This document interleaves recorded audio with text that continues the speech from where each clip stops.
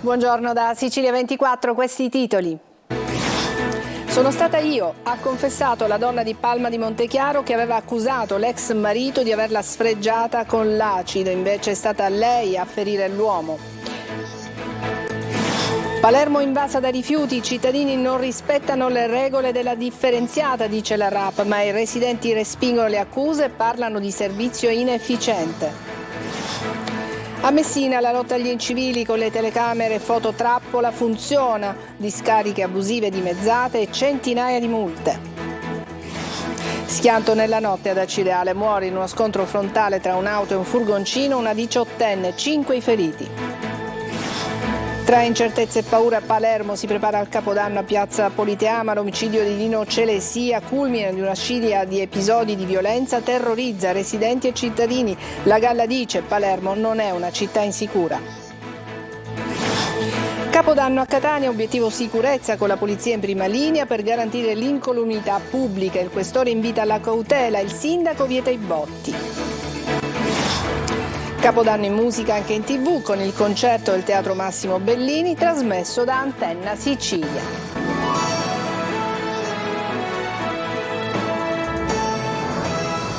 Bentrovati, ha confessato la cinquantenne di Palma di Montechiaro che ha sfregiato con l'acido l'ex marito, la donna rimane in carcere, adesso è accusata di lesioni permanenti, aveva calunniato anche il marito dicendo che era stato lui a sfregiare lei. Davide Sardo. Silvana Sfortuna ha confessato, ha ammesso le sue responsabilità, ovvero di aver sfregiato con l'acido il suo ex marito, il 48enne Saro Gioacchino Morgana. La cinquantenne di Palma di Montechiaro ha risposto alle domande del GIP del Tribunale di Agrigento, Micaela Raimondo, che aveva firmato l'ordinanza di custodia cautelare in carcere. Silvana Sfortuna ha confessato anche di aver finto di essere stata lei la vittima dell'aggressione. La donna ha tentato di giustificare il movente, avrebbe sfregiato il marito per vendicarsi delle violenze subite.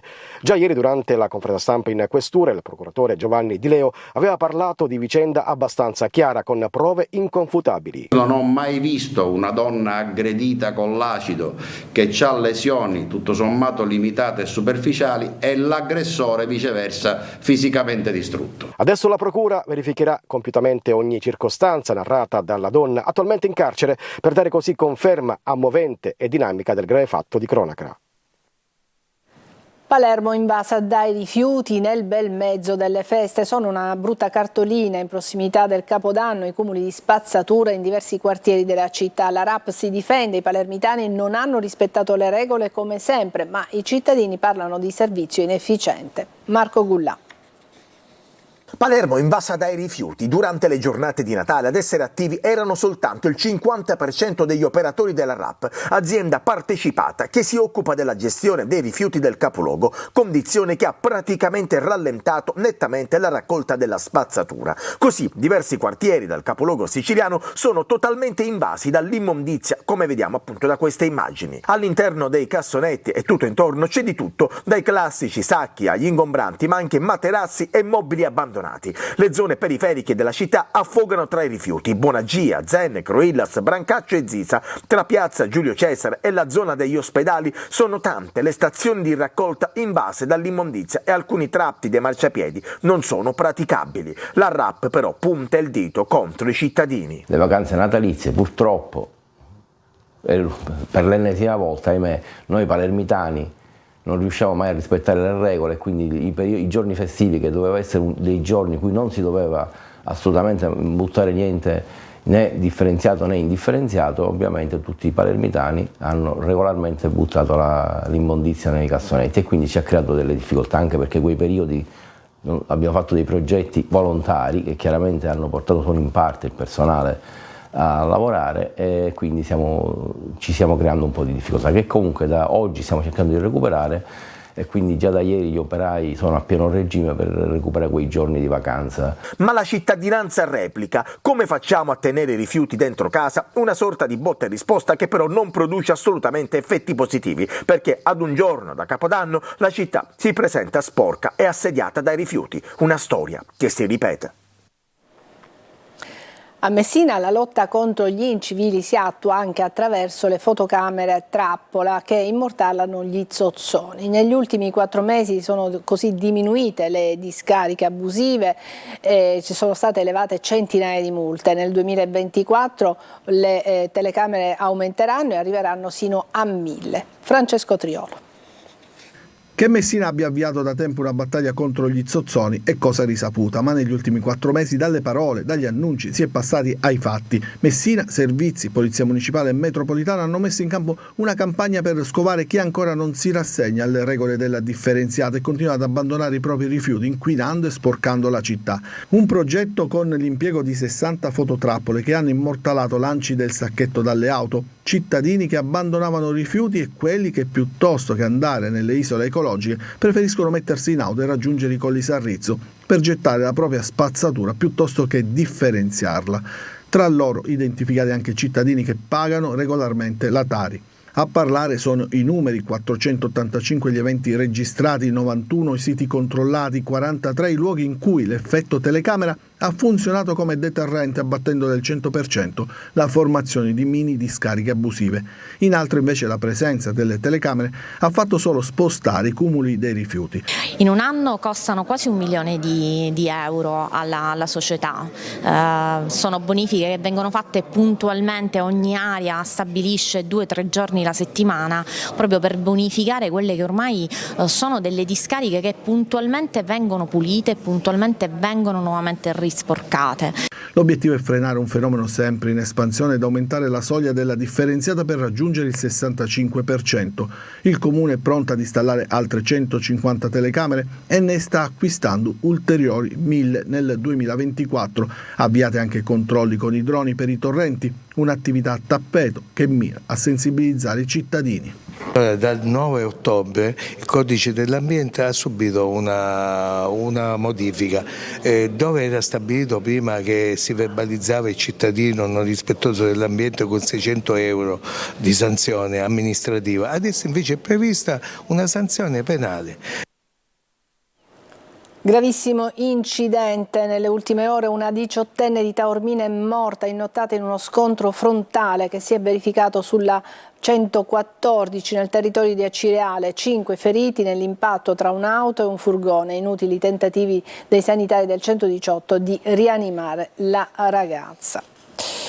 Palermo si prepara al grande evento di Capodanno a Piazza Politeama tra incertezze e paura. L'omicidio di Lino Celesia, culmine di una scia di episodi di violenza, terrorizza residenti e cittadini, ma il sindaco Lagalla afferma Palermo non è una città insicura. Marco Gullà. Non si placa la rabbia di parenti e amici di Lino Celesia, l'ex calciatore ucciso all'interno della discoteca Noctra di Palermo. I profili social dei 2 fratelli coinvolti nell'omicidio sono stati invasi da una pioggia di insulti e minacce. Senza onore, avete ucciso un'anima innocente e distrutto una famiglia. Il tempo mette tutto a posto, condoglianze in anticipo. Maledetti, uscirete prima o poi. Sono alcuni dei messaggi inviati da parenti e amici di Celesia, minacce e non solo. La squadra mobile di Palermo sta valutando concretamente la pista della premeditazione. Ci sarebbe un filo rosso che collega vari episodi, liti alla Vucciria di Palermo e anche i colpi di pistola in via La Lumia, ma la movida che si riflette anche sugli eventi di Capodanno. La serata del 31 è stata annullata nella discoteca Mob di Carini. Il mega concerto di Piazza Politeama in cui si esibirà l'artista Elodie sarà invece praticamente blindato, con oltre 500 uomini e donne a vigilare intorno alla zona del Politeama. Serpeggiano ansie e paure tra cittadini, commercianti e albergatori e persino tra chi dovrà presidiare le piazze di Ruggero VII, Castelnuovo e vie limitrofe. Nella zona blindata potranno accedere solo 9.800 persone, ma molti cittadini eviteranno di uscire la notte del 31 proprio a causa degli ultimi fatti di cronaca. Il concerto di San Silvestro è il primo maxi evento infatti a essere organizzato dopo i 2 recentissimi episodi di violenza che hanno terrorizzato la città. Capodanno a Catania, obiettivo sicurezza con la polizia in prima linea per garantire l'incolumità pubblica. Il questore invita alla cautela mentre il sindaco vieta botti e fuochi d'artificio fino a mezzogiorno del 1° gennaio. In queste ore intanto si susseguono i sequestri di petardi illegali. Tonino De Mana.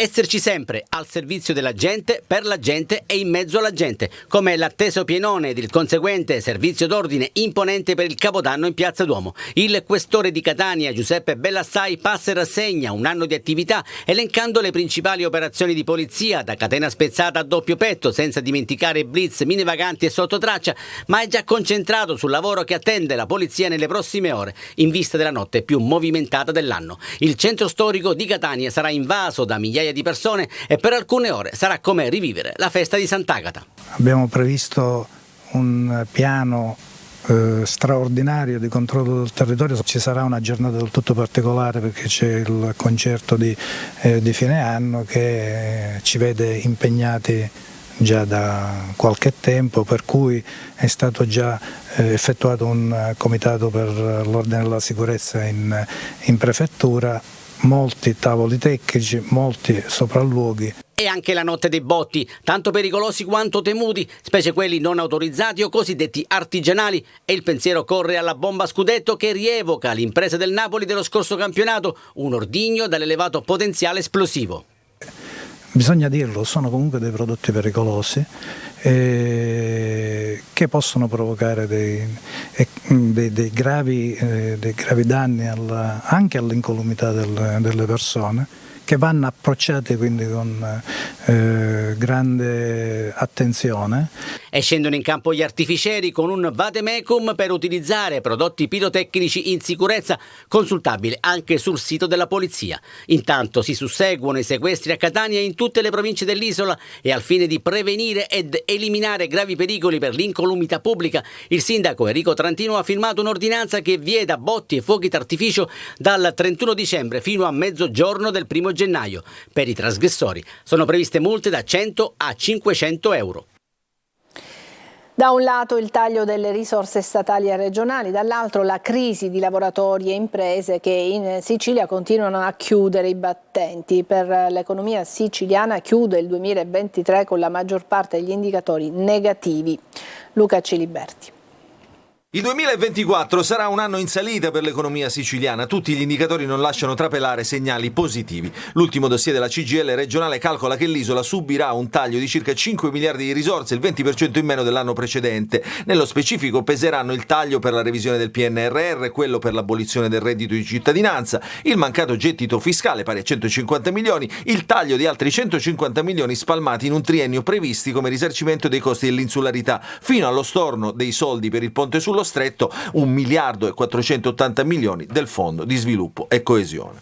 Secondo l'Istat, la Sicilia è al primo posto per rischio povertà, al secondo per disuguaglianza del reddito. Il reddito medio lordo è di circa 15.000 euro a persona, mentre la media nazionale è di circa 20.000 euro. Ma il dato più allarmante è il tasso di occupazione. Nel 2022 in Sicilia la fascia 20-64 anni occupa solo una persona su 2 e solo una donna su 3, per non parlare dei net, ovvero coloro che non lavorano e non studiano. Sono il 32% e il dato più alto d'Europa. Una fotografia che certifica un disastro sociale e politico-istituzionale sul quale si abbatte anche la scure del taglio del reddito di cittadinanza.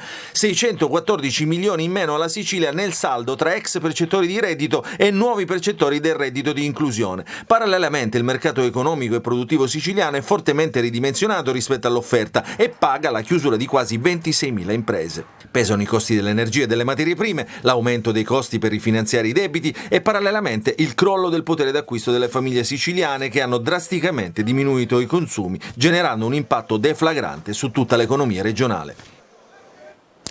E domani il quotidiano La Sicilia uscirà con un inserto con i contributi di 20 trascrittori, giornalisti, imprenditori sportivi, personaggi allo spettacolo che appunto danno il loro contributo. Il titolo è La Bella Sicilia. Abbiamo chiesto un commento al direttore Antonello Piraneo. Direttore, nuovo inserto di fine anno, 20 firme prestigiose ad arricchire la proposta del quotidiano La Sicilia.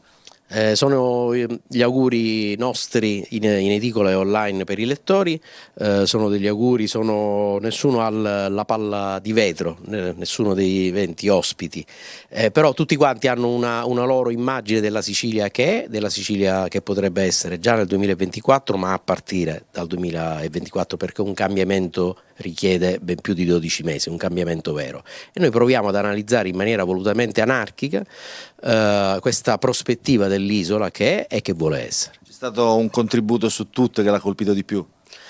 Vorrei non offendere nessuno, diciamo che abbiamo messo geopolitica, cultura, società, sport e attenzione alle persone. Allora, in questo senso mi piace ricordare che abbiamo il pezzo autoriale del primo avvocato africano d'Italia, che è Denise Zaksongo.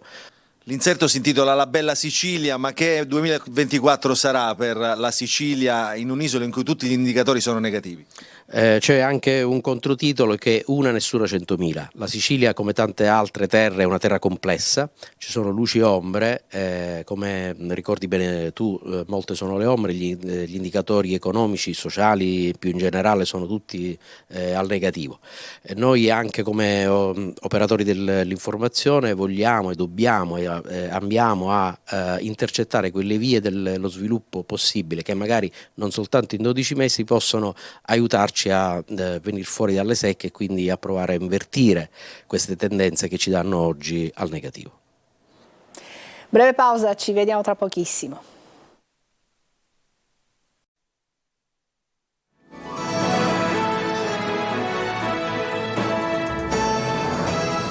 Parliamo di spettacoli, da X Factor a Piazza Duomo a Catania, certamente quest'ultimo è il palco più emozionante per Anna Castiglia, che è tra gli artisti che animeranno la serata di Capodanno in città. Eva Spampinato. Sono una vittima eclettica e non escludo la politica, la musica, assoggettata dagli errori della fisica. Anna Castiglia, dal palco di X Factor al palco di Piazza Duomo a Catania per il tuo primo Capodanno da protagonista in piazza. Che lusso, possiamo dirlo, bellissimo. Per me è un ritorno a casa, quindi sarà bellissimo salutare Catania così. 25 anni appena compiuti, catanese doc, anzi Marcagliocciu, come direbbe suo padre, il più noto Giuseppe Castiglia. Anna è cresciuta a pane, musica e catanesità. Ma io mi sedeo a fare poppetta. Che significato ha Io mi si Dio, che poi è una nostra espressione tipica? Ma io quando l'ho scritta volevo simboleggiare un po' un nostro atteggiamento di rilassatezza, a volte di... cioè questa frase la diciamo molto spesso proprio per indicare un po' anche di menefreghismo a volte, però io sto rivalutando veramente anche questo ultimamente, vedo tanta positività. Dopo anni di studi e gavetta a Torino, la grande vetrina del talent musicale X Factor e adesso il ritorno nella sua città, che sa di emozione e soddisfazione. Quello catanese ha un altro significato sicuramente per me, rappresenta comunque un punto d'arrivo, un lancio ma anche di partenza, cioè è un palco stupendo, è ancora più emozionante magari della TV o di un palco esposto come quello di X Factor. E non escludo la politica, la musica, mi hanno messo questa etichetta un po' della cantautrice vecchio stampo, che un po' mi spaventa perché non sono solo questo e non sono proprio la figlia di De André Guccini, però da un lato mi dà, cioè voglio sentirmi rappresentata da questa cosa perché lo fanno come complimento. È stato detto molto sull'ironia, le parole, il numero di parole, la velocità, quindi forse è questo. E il 2024 sarà l'anno dei tour, dell'album e di tante altre novità in musica. Ma io mi sento. Ed è tutto pronto per il tradizionale concerto di Capodanno al Teatro Massimo Bellini di Catania. L'evento sarà trasmesso in diretta televisiva da Antenna Sicilia, ma anche in streaming sulla siciliaweb.it. Francesco Triolo. Sold out ormai da settimane il tradizionale concerto di Capodanno che il Teatro Massimo Bellini ha in programma il 1° gennaio e che sarà trasmesso in diretta su Antenna Sicilia e in streaming sulla siciliaweb.it. Un grande evento per accogliere il 2024 nel segno della musica, un invito ed una occasione anche per il pubblico televisivo e del web per farsi travolgere dal turbinio dei valzer e delle polche, ma con un percorso musicale che porterà anche alle celebri pagine sinfoniche, un itinerario ideale nello spazio e nel tempo tra 800 l'Ottocento e il Novecento attraverso autori e paesi europei ed oltreoceano. Sul podio l'autorevole bacchetta di Ekerhard Stier, direttore e ospite principale alla guida della pluripremiata orchestra dell'ente, in un programma di musiche di Bellini, Tchaikovsky, Gounod, Mascagni, Aciaturian, Brahms, Johann Strauss, un'antologia alla quale si aggiunge una prima assoluta commissionata dal teatro al compositore catanese Matteo Musumeci. Ad aprire il concerto di Capodanno sarà una sequenza dei brani di Vincenzo Bellini con la maestosa sinfonia di Norma.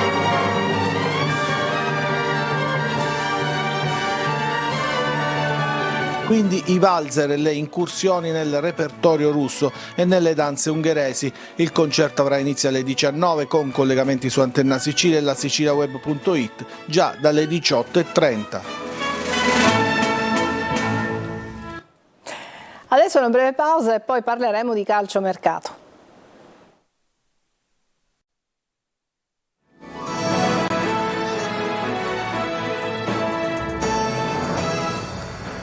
Dal 2 gennaio il mercato delle formazioni siciliane entrerà nel vivo e sarà possibile ufficializzare i primi trasferimenti. Ambiziose Catania e Palermo che vogliono centrare i rispettivi obiettivi stagionali. Sergio Colosi. Cedere prima di rinforzare è l'obiettivo dichiarato del Palermo per il calciomercato dal 2 al 31 gennaio prossimi. In partenza Valente, seguito dal Sud Tirol e da mezza Serie C. Salim Diakité, che può ricoprire ruoli di laterale destro e centrale di difesa, piace al club rosanero, interessato anche al fantasista Luka Topalovic, 2006 di prospettiva e tra i più continui nel massimo campionato sloveno.